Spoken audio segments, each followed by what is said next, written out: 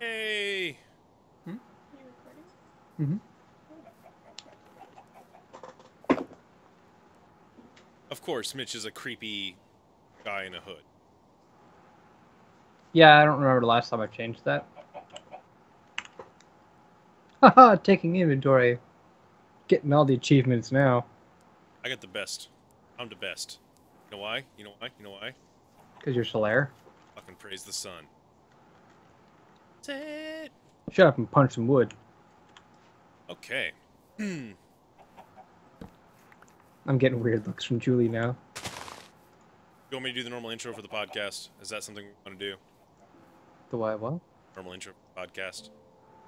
No, that's fine. Don't we do the welcome to Sharks and Things? Well, no. Hello, I'm Cody. He's Cody. Fucking Mitch. This is a weird week for the podcast. There's nothing going on because E3 is in Is days. Like, the announcements start on Wednesday. Which are on Sunday, which means that, like, beyond the trailer stuff we've already talked about. Talk about Fallout 4 last week? I don't remember. Yeah. Well, Yeah. we could talk about it some more because I'm super excited about Fallout 4. Yeah, I don't. I'm not one of those weird people who just decided to go start playing Fallout 3 again. But I talked about it on the podcast, the fact that I just don't really play Fallout games, primarily because I don't really like post-apocalyptic worlds. But I figure I'm probably going to buy New Vegas during the next Steam sale. Kind of go. I need to remember how to craft things. you just do. It's like riding a bike.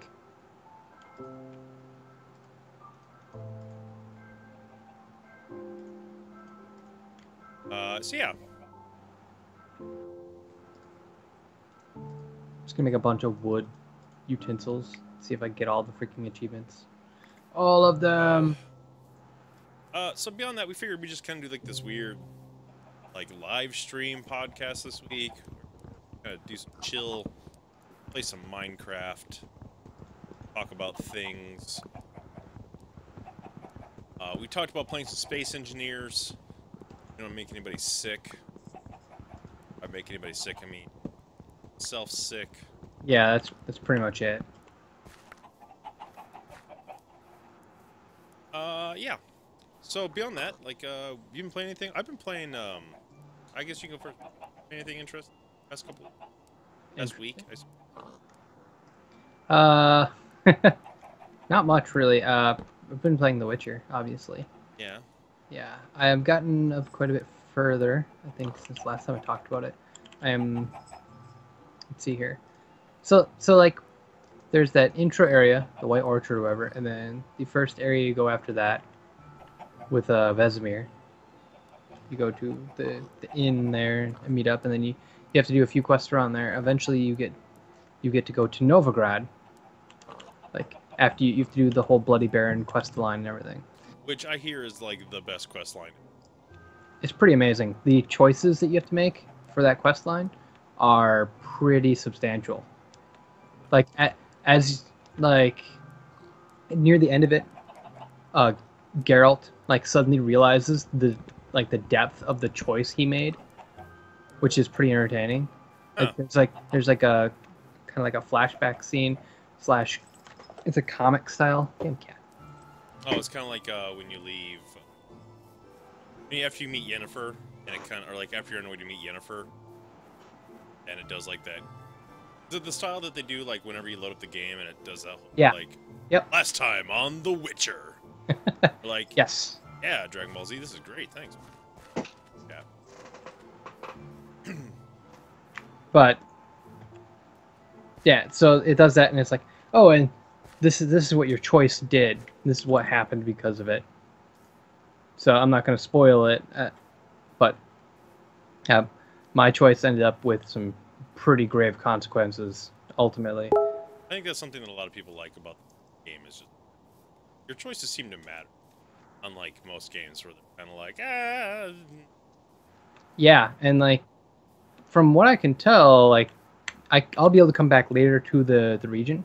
'Cause I guess haven't technically left the region yet because Novigrad is part of said region.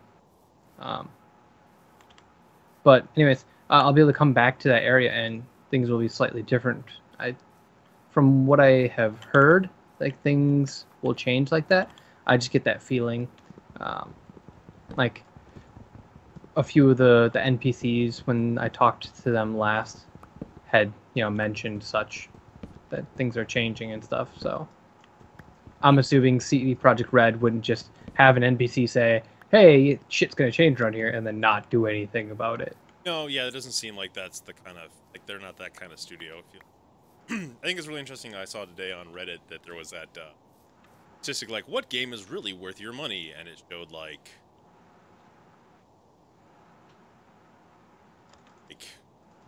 Sky uh,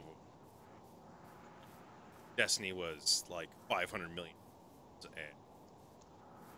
And $500 million, huh? yep, and Grand Theft 5 was like 95, and The Witcher is like $16 million. I mean, granted, it's Poland, so like that means like $16 million is a lot there. It's possible. Like labor costs might be less. Yeah, Cost of living, things like that. that'd be my assumption. Yeah, so I mean I think that's the big thing that people don't realize about game development is the labor cost involved. yeah, I mean that's something like we haven't really touched on here, but like games are expensive to make because of where people decide to put studio. Like Yeah, there's that. the reasons why like you and I never went to game design is that like legit game design. I don't want to move like San Francisco, like the coasts or anything. Like that just does not seem like super fun or pleasurable. Maybe that's just me. Maybe I'm a crazy guy. I should make sure that this server's kind of open for Matt to join. I was trying to mute those so that no one got to hear my hangouts no time they'd hit, but can't find hangouts. Fail. We're super like It's a mute Chrome. super professional tonight. That is the whole point. It is a super pro bros. Super pro bros. You're failing at this. Yeah, I'm really bad tonight. I think it's the heat. The heat is killing me. I'll let you slide with that. Yeah. I'm like trying to down this water as fast as possible. We may get a third for the podcast here, sure. Fantastic. Yeah, I am on the fly setting up port forwarding. Don't mind me. So yeah, if we lose Mitch for a little bit, that's why. If anything, it would drop everybody. But. Yeah, well, more so the fact that like in conversation with me, I haven't. So I'm having this really hard time. I want to get into The Witcher, I really do, but I've been like in super cash mode lately, and I don't get like super Cash mode? Are you like covering yourself in cashmere? Is that? No, I rock the Casbah. That actually. Oh, see, Yeah. that makes so much more sense now. The Sharik don't like it, but I'm gonna rock it. Good. I wouldn't want it any other way. Yeah, that's. So I've been playing. I say I've been playing it casual, but then I realized what game I've been playing the most, and it's not really casual. My Assassin's Creed binge is kind of over for now, primarily because I just don't want to be in the living room game. It's really warm in there. My office isn't particularly better, so it's not like that's like particularly off. So I did play some Massive Chalice. I don't know if we talked about that last week. We talked some, I think. I think we said that, hey, it's out, but I don't know if we actually discussed that it's a fucking amazing game. That's possible. Let me see here. No, that's right. I was talking about it with some friends at a party this last weekend. Yeah, like that game. If you have Xbox Live Gold, and you are into like some tactical RPG like XCOM stuff, and go pick that game up. Like it is free on Xbox Live, Xbox One, and it is amazing. I hope you remember what happens at night. Just gonna throw that out. Yeah, I have a sword. Yeah, just gonna throw that out there. I also got wood and some stone. I was gonna build myself a little hut. table, I could actually make a... I actually think I have enough stuff. So this becomes a super enjoyable part for people watching the stream because it's going to be really... Just gotta make a torch. Yeah. So yeah, that game is super awesome. It's this like weird turn-based tactics game with some... Hot topic. Nice. I can't think what it's called. It's a stretch game. It's kind of like XCOM. Yeah, it's like XCOM, but it's got like this like weird generational thing so that like you are building like time legitimately matters in that game, unlike it does in most games. Hundreds of years will pass through this game. Yeah, like you are going to lose heroes, and not because you're going to lose them to the battlefield, but you're also going to lose them because they age and they will get to be 90 years old, and you will be sad. Getting to 90 is kind of a feat. Yeah, like that is... Just gonna say, because I think the oldest I've gotten is like an 82-year-old, I want to say. I think that might be close to my... That game is... And like, it brings about all the feels, because like you are like basically like raising these families and doing all this like stuff. And all of a sudden, like, you'll get a message like, this person has died, leaving behind their heir, and then you end up having to put, like, a 4-year-old on the phone because that kingdom, and you're like, wow, it's some really, like, I kind of wish there were some, like, Game of Thrones level of stuff in there. But, like, I wish there was more house interaction. I think that part would be kind of cool. Apparently that was originally, like, part of the...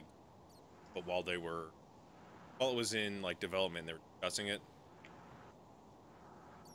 They, like, decided that that was going to be too much work and didn't really fit with, like, the rest of the flow of the game. But, I mean, it was a Kickstarter game. It's a Double Fine game.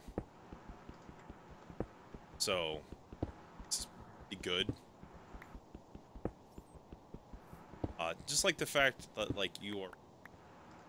Like, just the stories that game inherently creates are... Oh, that's Creeper! Hey, Cody. Hey, wait. Oh. I think I warned you about the whole outside thing at night. I stepped outside, and then the Creeper out there, and... and then I died. Didn't die, actually. But the front of my house is now missing. House is a loose term, if we're gonna be I was gonna say house, huh? completely honest. You were building fast. I basically just dug out a 3x3 room in the side of a mountain.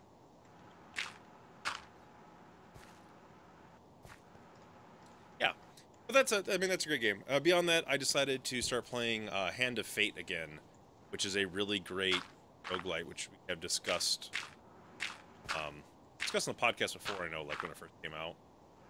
Yeah, I still have no idea what the hell that game's really about. Yeah, like that game starts off in a really weird place and doesn't really ever explain itself, but it's super good. It's like $25 on $25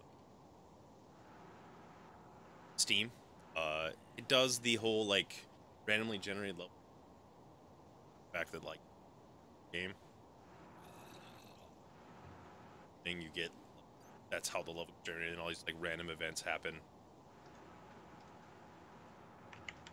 To cause you like you to fights or make choices or play like this.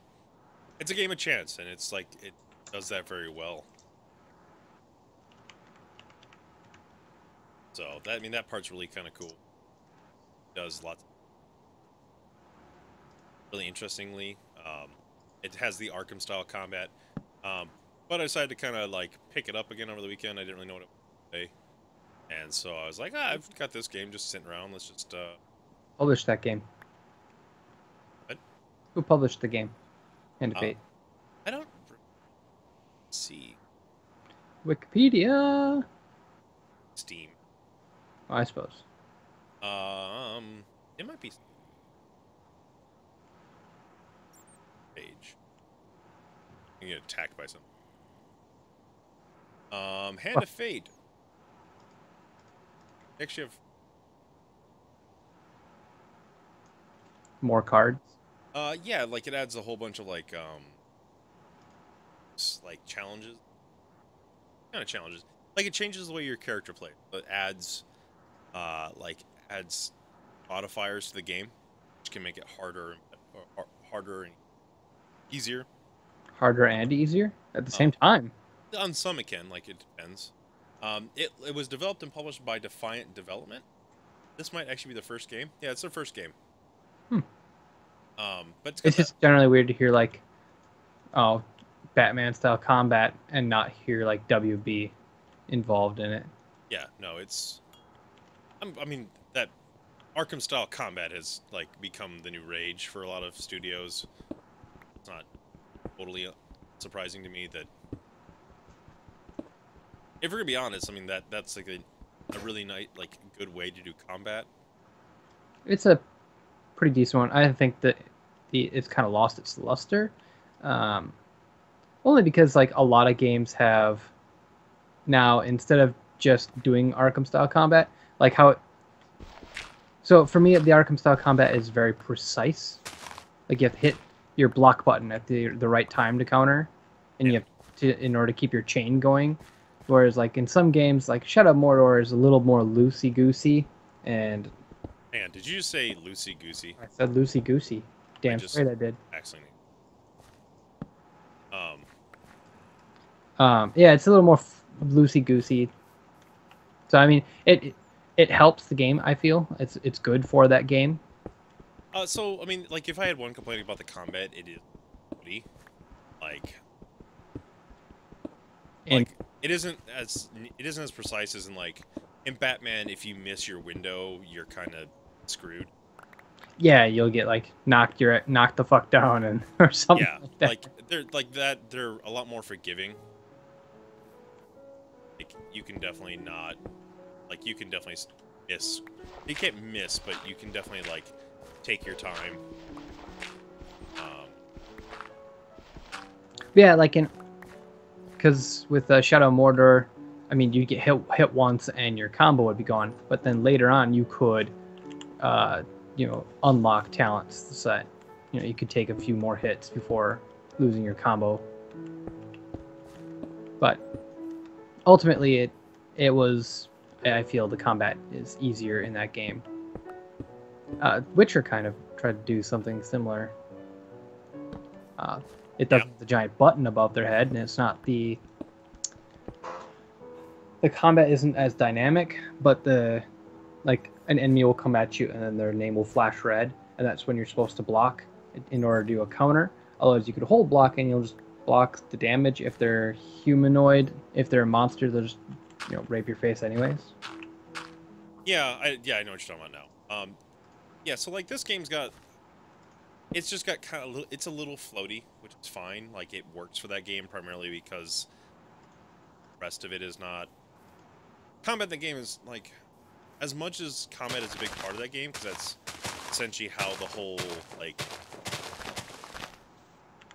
That's like the only action in the game is combat, and you have to fight through certain challenges. But a bigger part of that game is actually like dealing with the like making choices and seeing how the like dice roll. So like they have this mechanic that when you reach an encounter and there's a choice to be made, they'll give you like it's like choose your own adventure style. It's like you enter a tavern and this is going on, and you're like okay, and then they'll say So it's a Dungeons and Dragons role playing adventure. kind of, and then they'll say like here's like a list of things you can do, and then you can make choices. And then those choices, some of them will lead to like having consequences. And if the consequence gets there, they will show poor car. I was not paying attention, almost got killed by a creeper again. Yeah, the same here. Um, um, so you'll be like just doing stuff and then come across something that'll be like, you enter a tavern and they're talking about a great treasure that was taken by pirates. And then so you'll like try to like, you can make some choices and like you can say like listen to the innkeeper, and like that will lead down to another choice, and they'll say like someone sees you overhearing. Sees you over here. Like sees you there basically, and there's like, and then it'll give you like a set of cards to choose from, and then it will like do the shuffle. You have to like, it's like playing the shuffle. Right? Like there's the truffle the shuffle? cups, like where something goes in the cups, and then you like Oh, try and okay. pick the one. So like they show you the cards, and then they flip them back over, and they shuffle them, and you have to pick the right card. So there's like a succeed card, and then there's a failure card, and then there's like a huge success and a huge failure. So it's like simplifying, like when you use Dungeons and Dragons turns, it'd be like 50-50. So like 10 or better is good, 9 or less is bad.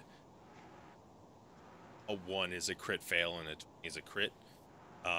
But that can all be augmented depending on like the game you're playing, and like the choices that are there, and like what modifiers are currently on like in the actual game.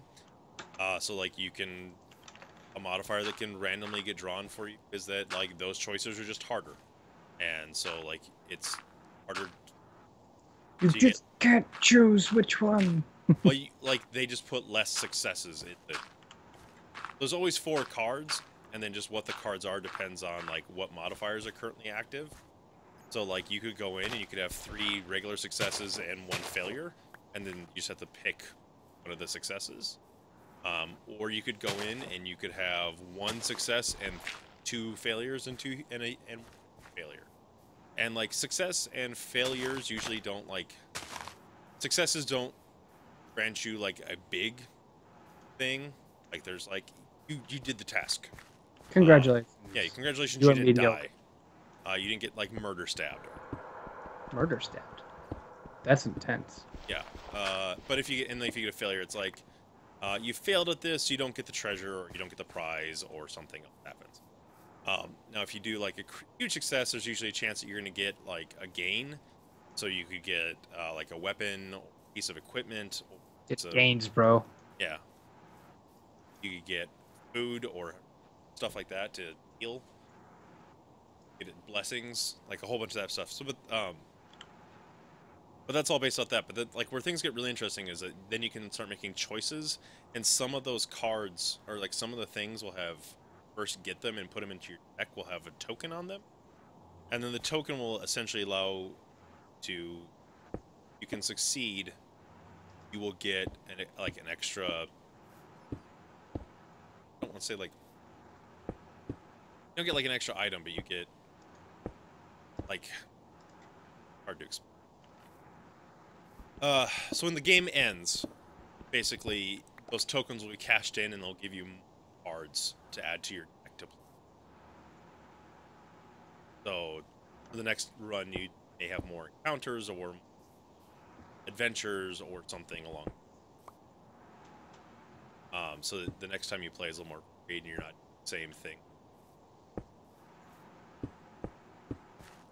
That makes sense? Yeah, you got some generation, and then at the same time you got. Yeah. Yes, it allows you to screw up in more flavorful ways. Ah, son of a. These creepers, man. So yeah, you can, and so that allows you to like have control. So you control what goes into the deck, on your end.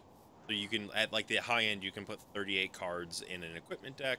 You can put 38 cards in an event deck, and then from there, the dealer, like this magic dealer guy, will Magic add. dealer, man. He will add more cards, like more or less cards to the deck, and things will maybe be in your favor or out of your favor. Just kind of depends. Stacking the deck. Yeah, he's basically stacks the whole stuff, and he like the whole premise of the game is that you are some traveler, and all the things you're like experiencing as you go through are supposedly like things that you did on your way to this place. To this guy. Yeah. So there's like no lore or anything really. Like there's Or lore it's like Dark Souls. It's not like Dark Souls. I mean, you're figuring stuff out as you go, but it's not like not super lore intensive. It's essentially like, hey, there's all these little things you're doing are supposedly stuff you did on your way to meeting the demon. You don't know why you're at the dealer. The dealer asks you why you're there, and he says, "I know you will not tell me." So like that part's left ambiguous. Is he a dealer or is he your dealer? He's a dealer. So as you get further and further, so the whole mechanic of the game is that he has this cabinet full of like face cards, and to Like faces on them? like they have like the Jack of Dust, which is like pirates, Jack of Scales, which is like lizard men, Queen of Plague, which is like rats. It's like creatures that you will fight. Yeah. And so you fight. So as you destroy the face cards, you unlock more items. So each row, after you defeat a row of face cards, like an item, which game and such get. You get bonuses, but so do the enemies. So it might be like you faster, or you get more equipment at the start of the game.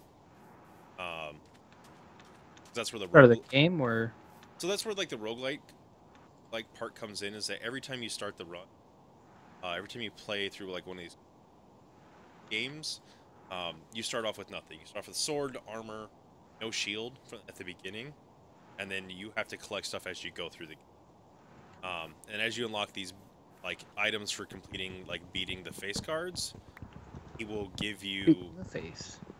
like you will get stuff that's like you start off with. It's like the first time you get one of those, instead of having to try and find a shield, you just start the game with a shield, which having a shield's important because that's the only way that you can actually block or parry the game is by having a shield. So There's new stuff in here. there's a lot of new stuff. Like I saw mineral I've never seen. Granite and andesite. I saw diomite. Yeah, it's all new. And weird. Just give me back my cobblestone. Good thing there's still tons of that. Yeah, I'm almost out of food. Like I'm almost out of food. You should go find some animals and kill them. I eat mushrooms. You need to make mushroom stew, which means you need the 2 types of mushrooms. If you can find me, I've got some steak. I'm on the coast. That does not tell me anything. I thought the flower was a chicken.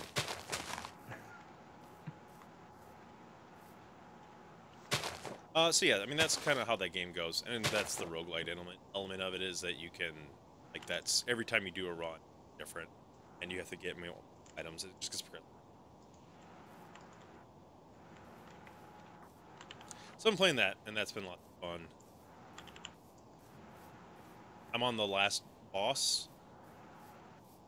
I've defeated all the face cards. There's just one boss left after that. The faceless man? And you fight the dealer, actually, at the end. That boss fight ends up being really cool, because when you get to... So normally, when you fight, it takes you out of the card game, and then it puts you into, like, an arena. And you fight some people, kill them, that's the end of it. When you get to him, it takes your little character guy, and he ends up on the table that you're playing the game on. You have to fight the dealer as, like, his full-size self, and he's summoning all the... Okay. So wait, he's his full-size self, and you are a little guy? Yep. Okay. Yep. Cheater. Exactly how that happens. So then, like, you have to, like, fight the enemies, and stuff. And then, like, as you get further and further in, you get curses. And so, like, the curse for the second to last boss is every 4 steps you take damage. Is that, like, fixed? Yeah, so every 4 steps you take, so every time you move, like, across a card. So imagine the card's like a grid. But that's fixed so that every time you play the game, you'll always get that curse? Yeah, whenever you play the final boss, like the second to last boss, that is the curse you will get as part of that game. Like, that is the challenge for that run.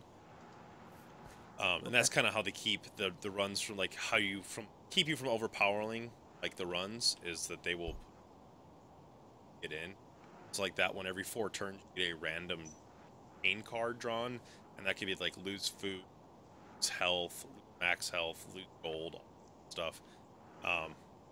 on the last one, when you go to fight the dealer, the curse you get is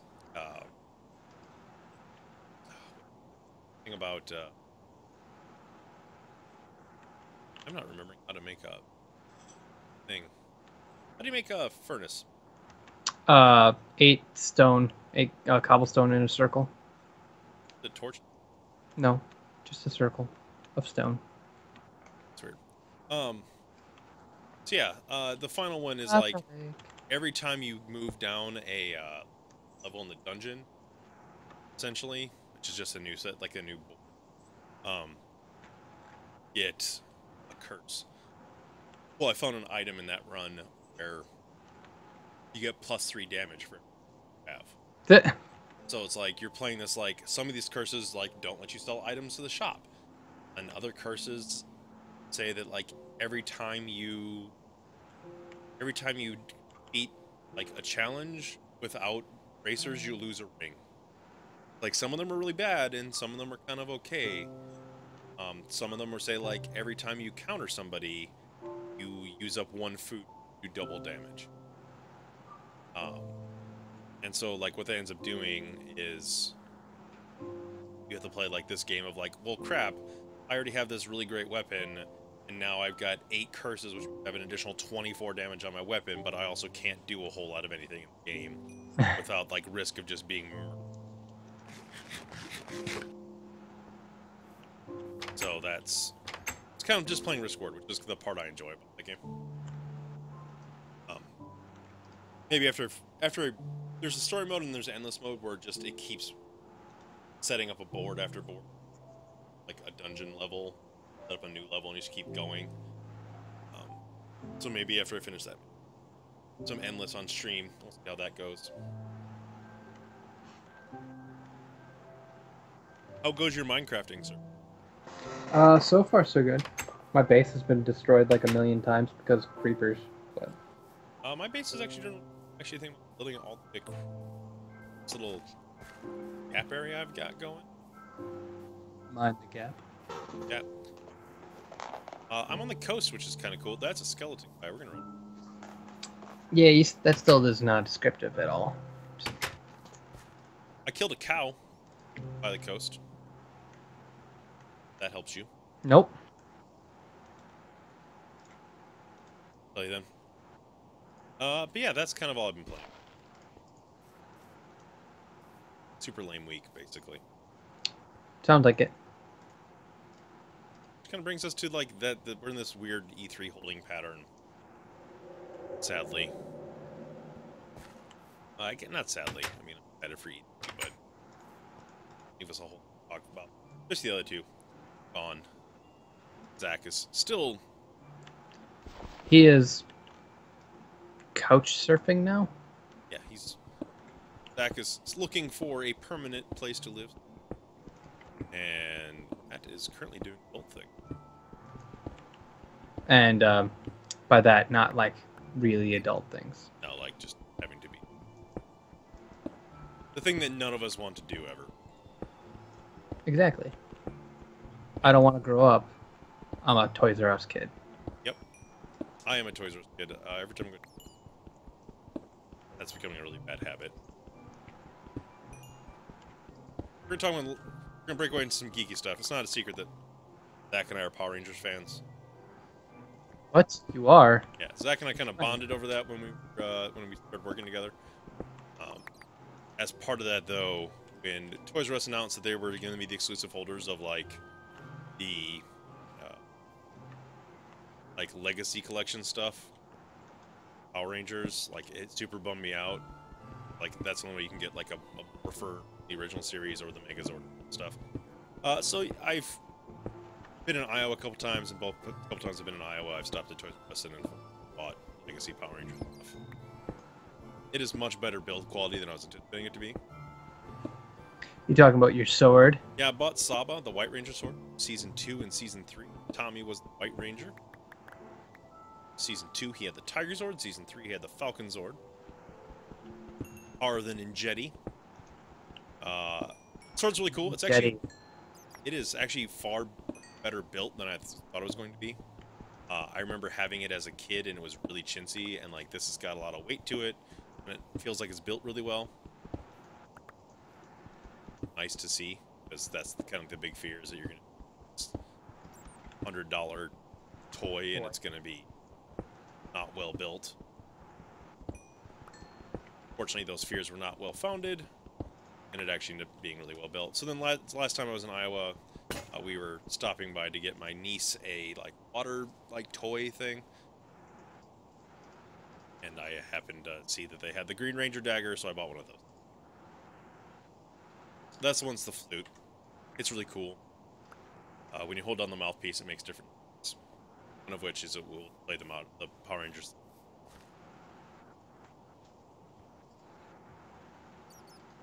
Yeah. So, but if you're into Power Rangers and you were wondering about the quality on that stuff, So go buy it. yeah, if you're into Power Rangers, recommend. This is where the neuroses for me in this game comes out, because I'm currently like I'm digging out all of the stuff that I'm eventually going to replace with regular cobblestone, and then I'm going to be freaking out because my entire base is not regular cobblestone. Yeah, and now they have like granite and andesite and all this other stuff that you can, decorate with. I was actually reading on our Minecraft today about how do you build interesting cities in Minecraft, and he like built this like little like alleyway. It was really cool to see. Are you gonna build a city? We can build a city. I could build a city.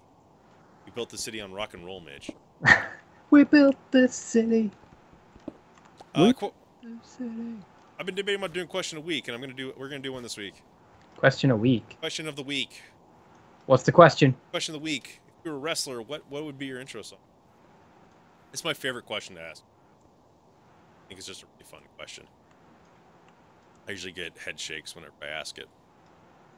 But Mitch, what would be your walk down song? I'm trying to think. What would be good enough for me? I will always take Final Countdown as an appropriate answer. I think that walk down song. I think Singing in the Rain would be really funny. Just prancing up. Yeah, it would need to have like a rain shower to go. An umbrella. Good enough. Maybe along with that, if you like, what would be your wrestling name? The two-part question this week. What would be your wrestling name? Walk down song. I don't know what the wrestling name would be. No one can pronounce my actual gamer tag, so I don't think I could use it as a wrestler.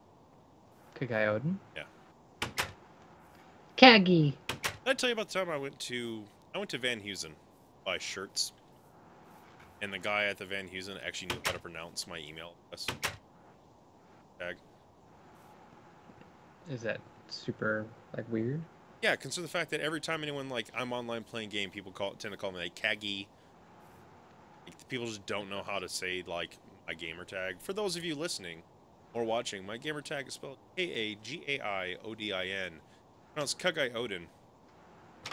It means something entirely different than what I thought it meant when I was a kid, when I kind of picked that name. I picked the name, I was informed that Kagai was actually Japanese, or I don't want to say Maleficent, because that is the bad guy in Sleeping Beauty.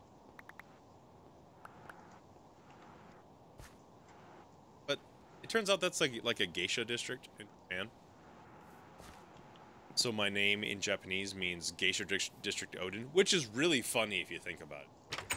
Think about the Norse god with his eye patch and horn helm hanging out in the Geisha District. Make some awesome make. By the way, Blink 182. What's my edge again? I can see that for you. Heck yeah. And then I have no idea what my be something stupid. What's got you? I mean, you chose "What's My Name" again, so that means you have to choose something. Age. You have to kind of like pick something that goes along with that. That's the rule. Forever 23. I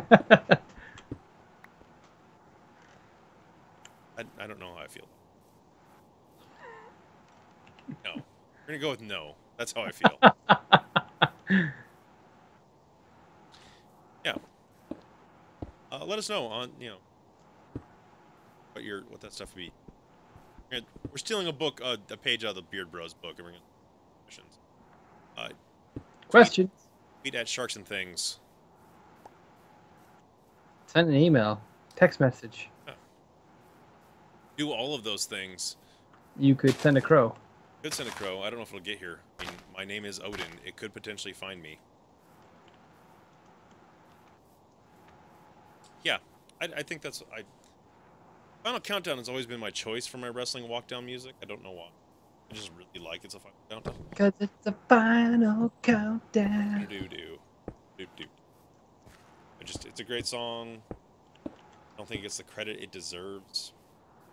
That's because it's like overplayed. Categories. She agrees with no one.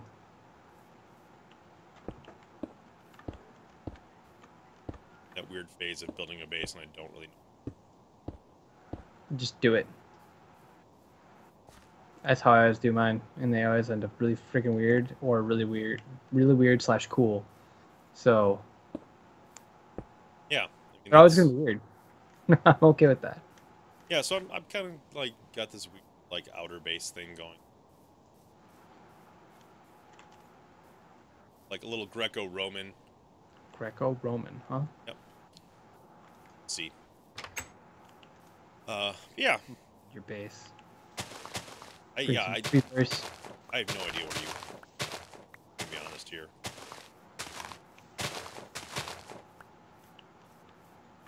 You see the mountain off in the distance that looks kind of like a bird. I do not see anything in the distance. Let me put it that way. I'm like in valleys. Oh well, I went off to the coast. Well, here's a coast. I still don't see any damn mountains. Space Ghost. Space Ghost, coast to coast. Yeah. So as we're kind of on a nonsensical episode, you know what I talked about? It's like Nostalgia Week. Oh yeah, seriously. Like they're bringing back Powerpuff Girls. Would Kind of excited about. Have you seen anything for like animation from that yet? Have they shown anything? No, I've only seen like the promo picture, and it looks exactly like. Exactly.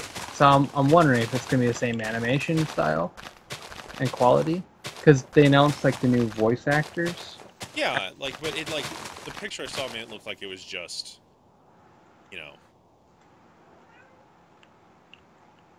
essentially just freaking Powerpuff Girls. Yeah. I mean, I guess I don't have anything against that, but yeah, no, I mean that's great. I mean, we all like Powerpuff Girls. That's from like the era of cartoons where cartoons were great, and I can't say that cartoons today aren't great because I mean they're just not meant for me. Yeah, they're not meant for this audience. But I don't think today's cartoons are particularly good. Oh, cat! Ah! Minecraft is always more exciting when there's an actual real-life cat involved. Okay, she didn't, destroy anything. She just tried to chat to you. That's all. So yeah, that part's interesting, but also the fact that Mainframe Entertainment, they're not Mainframe anymore. They're what, Rainmaker? Is that yeah, sure. So back in the 90s, around the time of Power Rangers, before Toy Story had come out, a animation house called Rainmaker's Mainframe Entertainment released 2 of the first 3 television series. One which was bad. No, both are good. One which was bad. No, both were good. One which was bad. Good. They released Beast Wars. Which was bad. Beast Wars was good. And they also released probably one of my favorite shows of all time, it and probably Tron, 2 big inspirations on why I wanted to become a game designer. ReBoot. ReBoot is just a great show, especially the story behind ReBoot. Maybe week we'll go into the story behind like ReBoot, like why there's a vast difference between like season 1 and season 3. Like there's a lot of really weird stuff that happened, like the way that the show had to be produced, and like because it was on ABC Kids and like all the stuff that goes along with that. That show just had some like weird stuff going on. I should really go rewatch that because, like, when I watched it growing up, I just watched it whenever I could, which basically meant like I'd miss an episode here or there, or Oh no, I died. or like I would watch it in like the wrong order or something. Well, Always. so that's where part that's like interesting part comes in. So if you watch season 1 and 2, there is no like. Yeah, 1 and 2 didn't really have much of an overarching plot or anything. Yeah, that was actually on. It was on purpose, but not on purpose. So, while the show was on ABC Family, we're gonna reboot lore now. Brought to you by Cody. So, when the show was on ABC Family, ABC had very strict rules about like what you could and could not show on television for. I have no idea where my house is, by the way. That's fine. I don't know where mine is either anymore. It's actually really bad because I died, and all my stuff is there. So like, and one of the rules is that you can't have cliffhangers. Basically, they said that cliffhangers, young children can't understand why cliffhangers exist, and they don't know how to comprehend everything. Which is BS. Yeah, I mean that's. And then so with that, like the shows, and like they couldn't show certain types of violence. Like in like the first episode, they wanted to show like Bob, who's the guardian, like the antivirus. They want to show him getting thrown through like a glass window at Dot's diner. And that turns out like they couldn't do that because that's against their policies. And so then like there's a like hollow like force field thing that he gets thrown through instead. It's not a big difference in the story, but like that, like there's a whole bunch of stuff in the first couple of seasons like that where you can't do this because it's not appropriate for children. So every episode had to be like a self-contained story and all this other stuff. There's even an episode kind of about that in season 2, where they make fun of it. Yeah, they make fun of it. Like they're having this big birthday party for Enzo, who's the kid in the show, and during which like there's this censor there. So as they're like interviewing like acts to come and like play for Enzo's birthday, like the censors there saying like, no, it's too violent, no this, that type of stuff. And go ahead and apologize right now watching this post fact or what.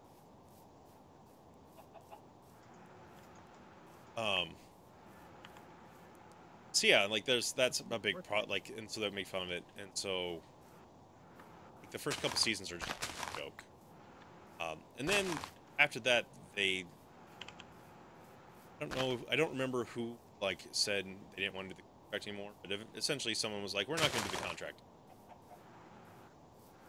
because the first couple of seasons were like meh.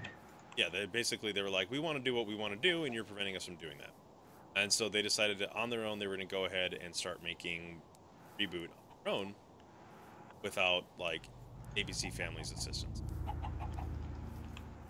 Which is then like when we get to at the end of season 2, spoilers, Bob goes into the internet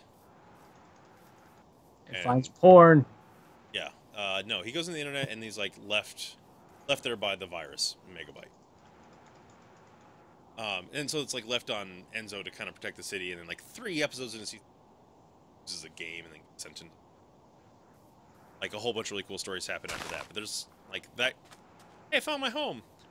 That show takes a weird turn at that point, and it gets really dark and gritty and everything you want as an adult watching. Yeah. And then, so, like, they gave it... So, the first 2 seasons have, like, 16 episodes each. Did you have to go through a swamp? Okay.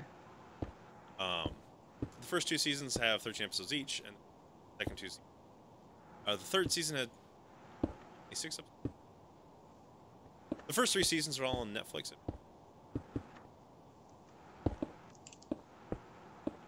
By the way, this Kanye pack is kind of cool. Is it? Yes. Is it actually Kanye West? No, it's not actually Kanye pack.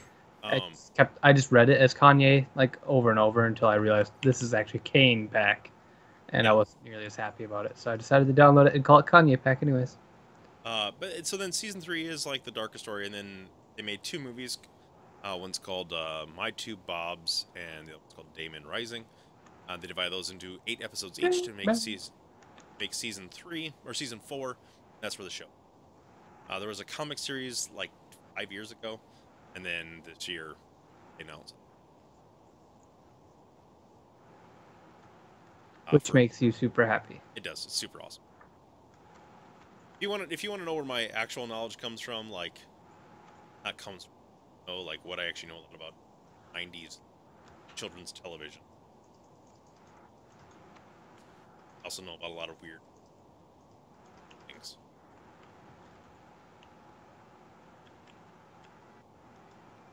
We have a visitor. We do. From beyond. Yeah. But yeah, so that's just been kind of weird this past couple weeks. Back to like Bard's Tale 4. Like all these interesting like not retro coming out. Retro. Eventually you're like, what happened? I don't remember, like, when did it happen? So not that I'm complaining about it. Sounds like you're complaining. Not complaining. Kind of does. Kind of weird. And you know. Yeah. I mean, that's kind of like the theme of the week, is everything's just... There's this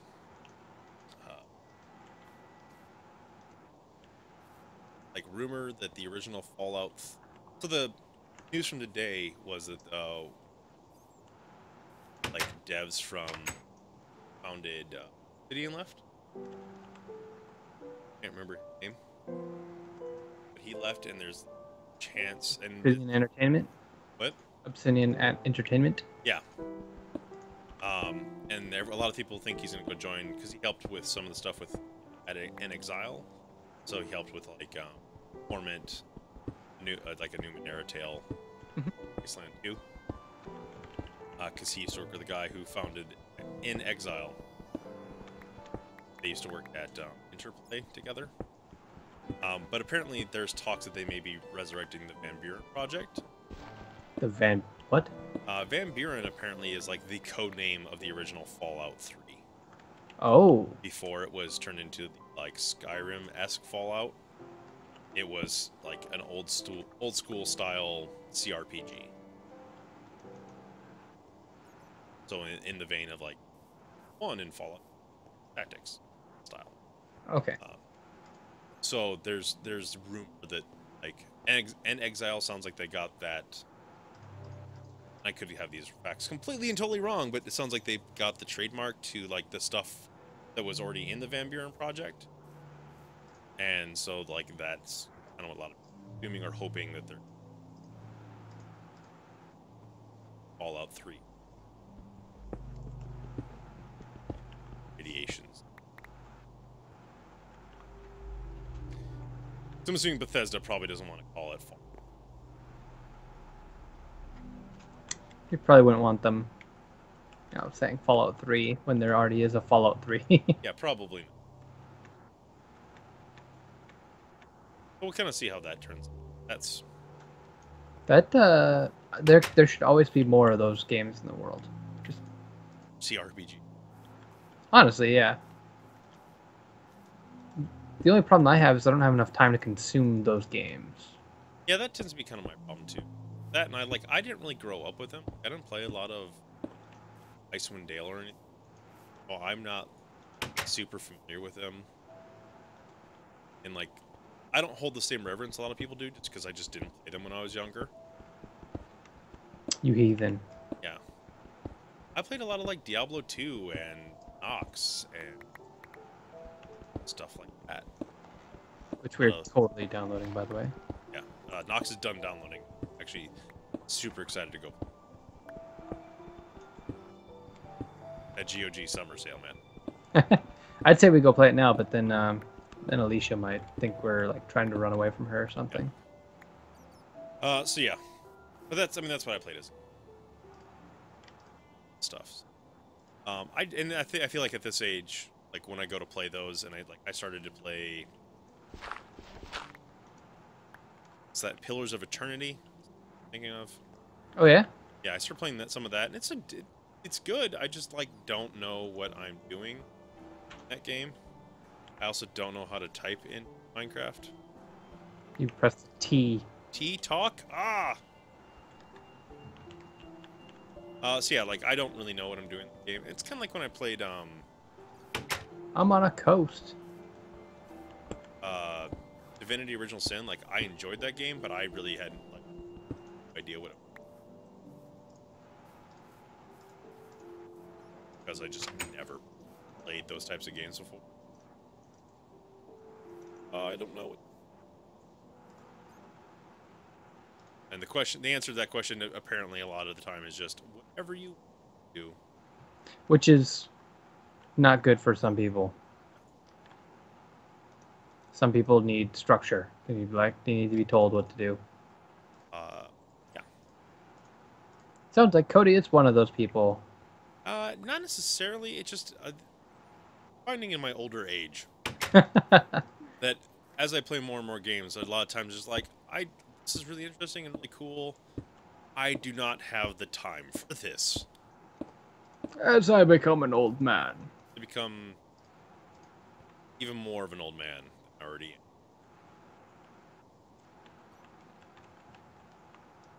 Can't make a stone door. Nope. Super lame. How would that work? Stone. No, seriously. How would a stone door work? Like a door. Hinges, latching, locking. How would that all work? That's how the, like, used to be made out of stone in old days. I'm sure. When? Evil times? No. No, they were made with wood. I feel like that's lies and slander that you are perpetrating, sir. Wood doors. No, I'm fairly certain that they were not wood doors. They were gigantic stone and metal doors. Right, because when they were using wood and stone for some reason, they'd be using metal. Hey, logic, man. No one ever said it had made sense. I said it did. Like just now. So yeah, I mean that's kind of. Yeah, I want stone doors, man. Minecraft guys, get on that. You're listening. I would say Notch, but he doesn't work there anymore. No, he's living his big mansion. Apparently, he's throwing an E3 party. Not surprised in the slightest. I guess we can kind of wrap up the week with like some discussion. Primarily the fact that apparently like old E3 is coming back. Like that's what a lot of people are saying. Like a lot of industry people are like, big parties are happening again. There always was the big parties, though. Like those types of conventions always have like big parties. It's what they do. Yeah, but it seems like those they haven't been like this in a very. So, that and like Jeff Keighley is back again. I don't know if you saw that. He's gonna be on. Did actually. He's going to be on YouTube. Oh, so that he's gonna do like commentary. Yeah, so like he used to do it for Spike, and then Spike ended their kind of game centric coverage, because they used to be teamed like game trailers and stuff on Friday. Jeff Keighley, and then they would do game trailers coverage. They used to host the Game Award that every year. Yeah, so they're not doing the Game Awards either anymore? No, like Jeff Keighley funded that himself this year. Okay. That was kind of like the big deal about it. Like, he paid for it. Apparently, he paid for a lot of pocket. I mean, I could be getting it wrong, but what I remember is that he basically paid for a lot of it out of his own pocket. Damn. And relied on like a lot of his industry connections. Try and kind of get like exclusives and stuff there. Which, I mean, like, good on him, and like a lot of the things people have a problem with is like, do we really need to have a game show for video games? The cool thing that ended up happening with that is that ended up giving us like another place to get trailer stuff.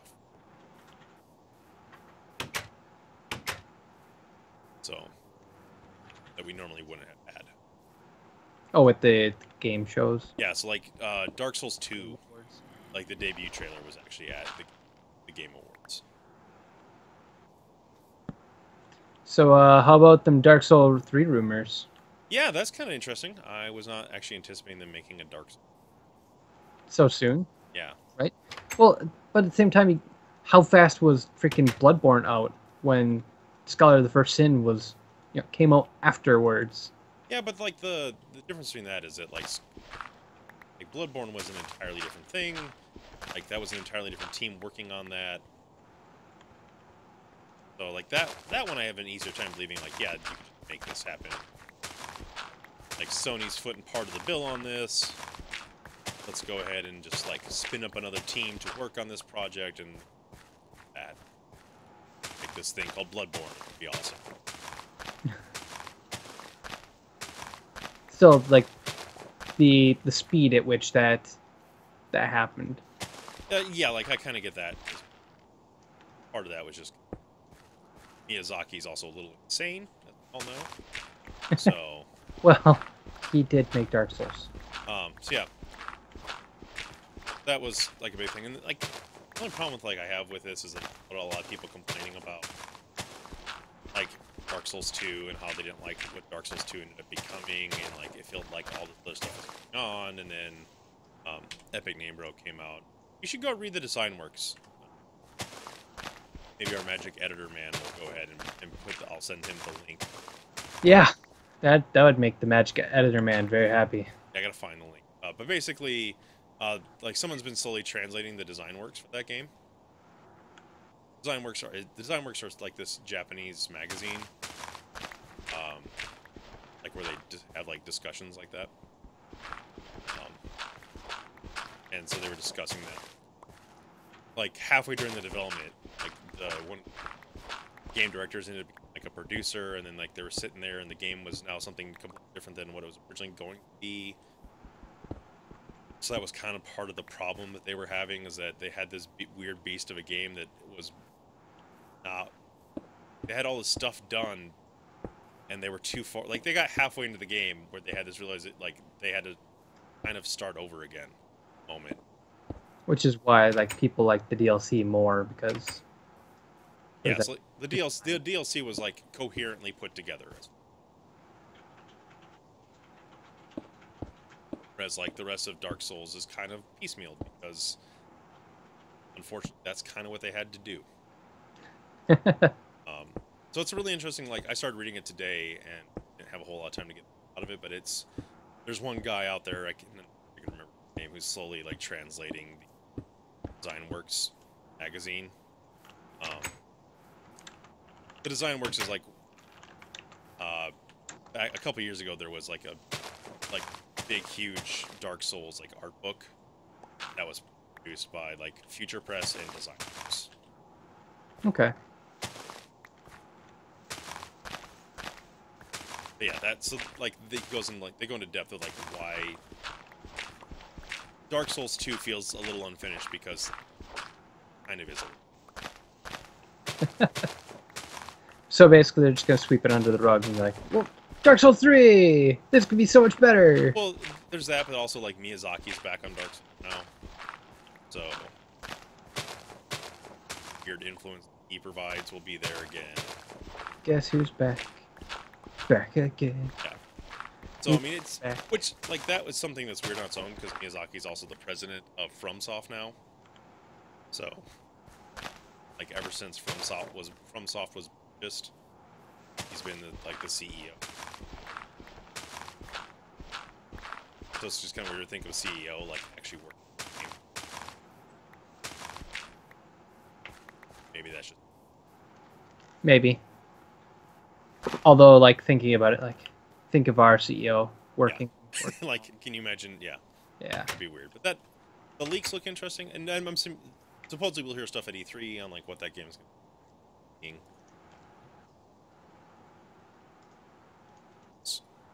Right? It's weird to see I like know. that game becoming like a yearly franchise. Every other year. Well, no, yeah, I guess Bloodborne. Yeah. I mean, that ultimately depends on if we. I think that the three of us consider Bloodborne part of that series.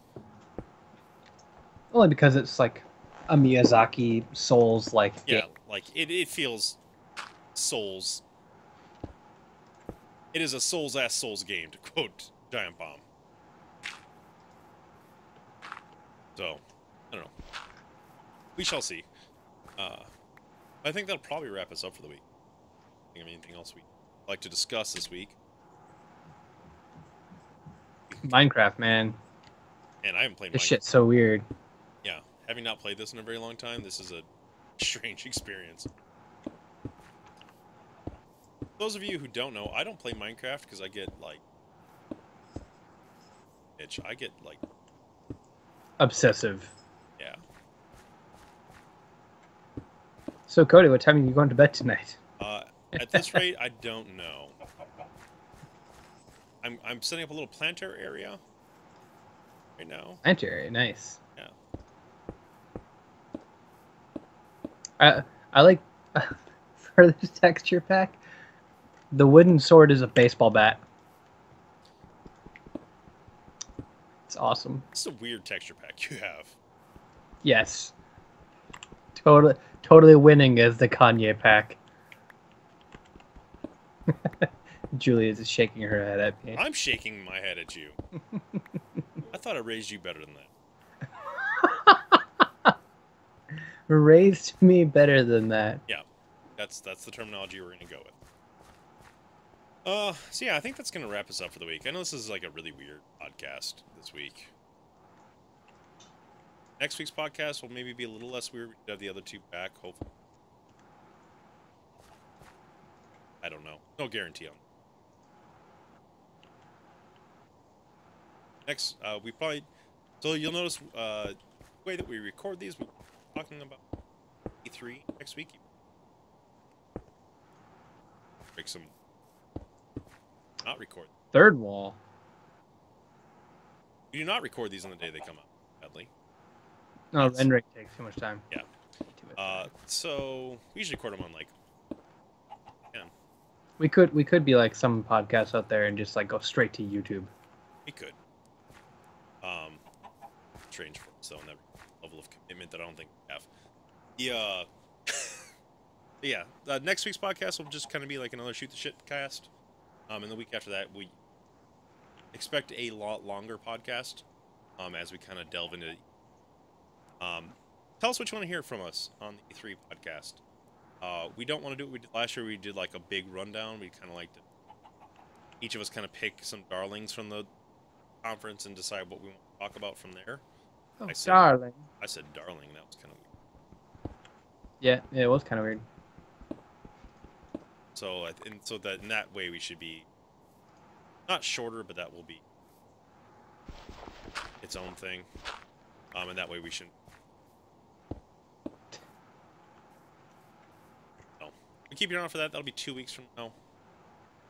Wrap us up for the weekend. Thanks for taking some time to listen to us and watch us play some Minecraft. If you really like this, let us know. Maybe we'll do often Minecraft. Unfortunately. It's kind of a bad thing. No, it's okay. We need you to play more Minecraft. At late. The comments below. Tell us what you think about that Lego Worlds game.